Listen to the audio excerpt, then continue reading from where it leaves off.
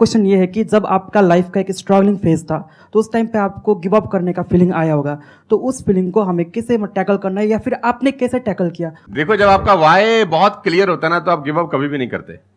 कोई भी चीज क्यों करना है ये सबसे इंपॉर्टेंट रोल प्ले करता है। There is a book by Simon Sinek called learn your why, कि आप कोई भी काम क्यों कर रहे हैं, है ना। तो अगर आप उस किताब को पढ़ेंगे ना तो आपको बहुत सारी चीजें सीखने को मिलेंगी। वाई बहुत इंपॉर्टेंट है। मतलब अगर आपका वाई क्लियर है ना तो कोई भी ऑब्स्टिकल गिराने के बाद, आप गिरने के बाद, नीचे गिरने के बाद आप अपने आप उठ खड़े हो जाते हैं। तो वाई स्ट्रांग होना चाहिए, और वही लोग उठने ही खड़े होते हैं जिनका वाई स्ट्रांग नहीं है।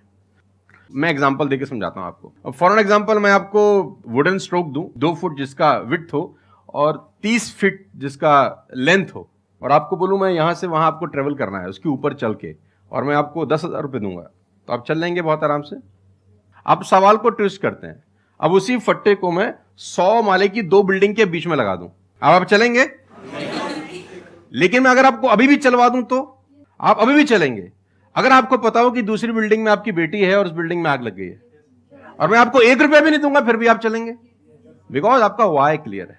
जब जब आपका वाई क्लियर होता है ना तो कोई भी ऑब्स्टिकल, कोई भी गिरावट आपको कभी रोक नहीं सकती। लेकिन जब वाई क्लियर नहीं होता तो छोटी से छोटी ऑब्स्टिकल भी आपको वापस ले जाती है जहां से आपने जर्नी स्टार्ट किया होता है। वाई इंपॉर्टेंट है।